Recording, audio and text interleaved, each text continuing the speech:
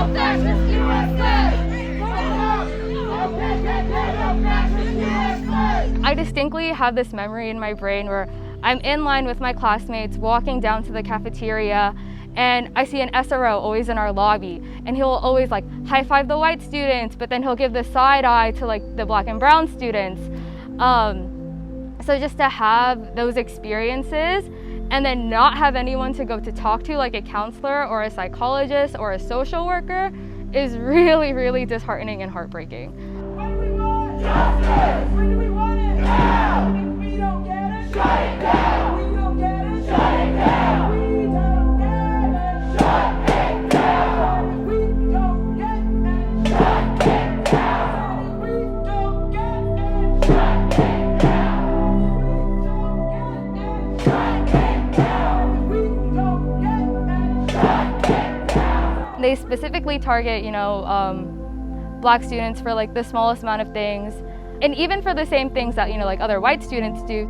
Even in my experience of high school, and having to determine, should I go and eat with my Black friends and stuff, or am I going to be racially profiled when I walk through the hallways and ask these questions? And I can't trust you. I don't want your help and stuff. If you can't even acknowledge the fact that no, Black kids smoke weed.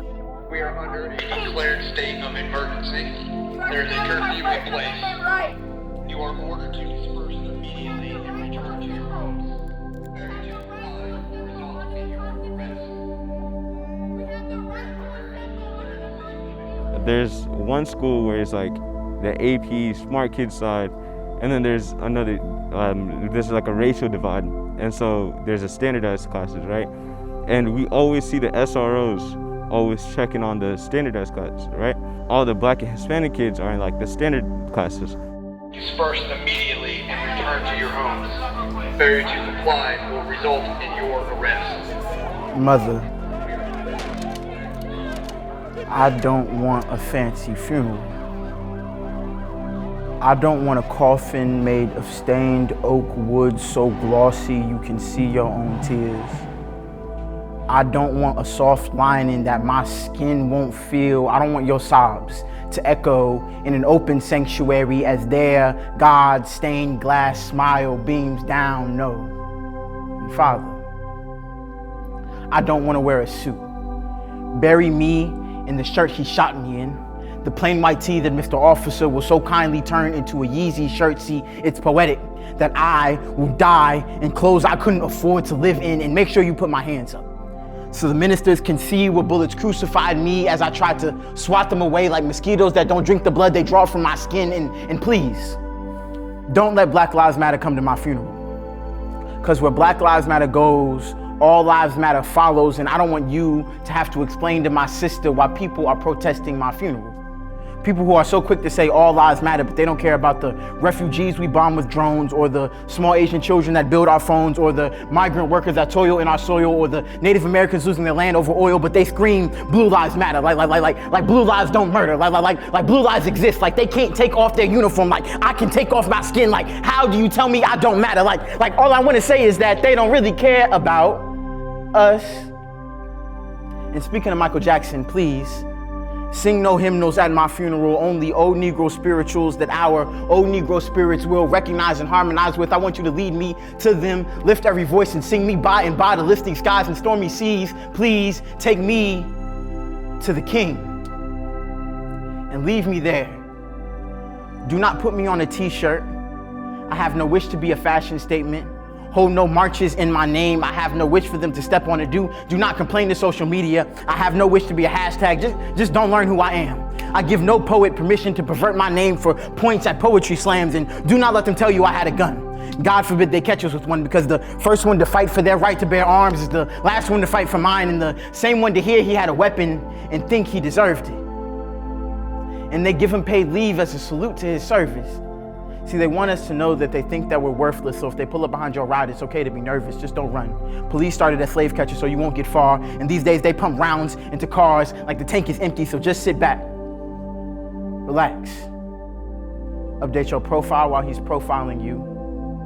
Text your family back while he's calling back up. Remember, man is rehearsed on church Sundays, please and thank you. Yes, ma'am. No, sir. Make no mistake.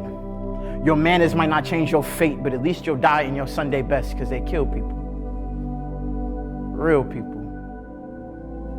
And mama, I don't want to be next. It makes me feel powerless. Like, it makes me feel like I'm shut off, or, you know, like my voice doesn't matter, you know? And when I do try to like speak out on this stuff, it's like, okay, we'll take care of it. And then they never do. We are discussing on this agenda our first step in adding a school safety and security committee that will take up the issue of SROs and also.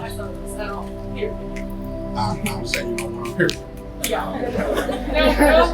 Like it's done. Like we don't want them in our schools anywhere near students like at all. I hear you. Again, we'll go through a process of discussing that. We want action and less process. Yeah, that's true. Less process.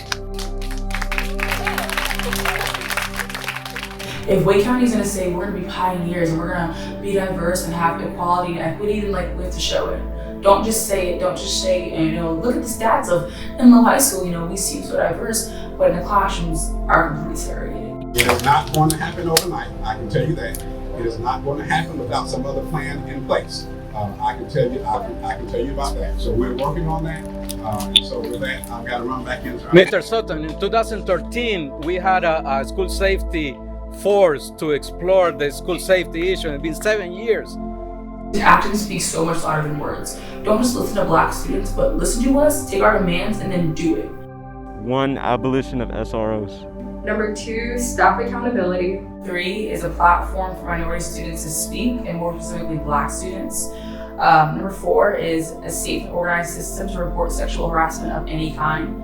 And 5, integrate Black history into all curriculums. Listen to young people, right? To listen to the students in their school, right? Who are telling them, right? And in no uncertain terms that school resource officers do not create a safe environment for Black and brown students. That school resource officers actually create an environment that makes them feel criminalized. I'm a mama, right? I'm a mama of Black children. So my work for the abolitionist framework for removing SROs is actually part of my larger work of education justice, right? Of ensuring that our public schools create an environment for young people that allow them to thrive and be their best self. And I started that work because of my own experience as a mother. My son was very playful and rambunctious, and she took that behavior and saw it as this negative thing. And she labeled it as him being disrespectful, right? And so that's this cold language that oftentimes gets thrown out at Black kids in public school settings, right? And my son would literally say, but the white boy right next to me was doing the same thing, Mama, and she didn't say anything to him. The second week of school, he said to me, Mama, this woman, I think she's racist. You know, for me as a strategy, as a parent and an organizer, you take control of the situation. So I immediately took control of not only that situation, but even interacting with the school personnel to say something is wrong, and I am requiring that you all do something about it.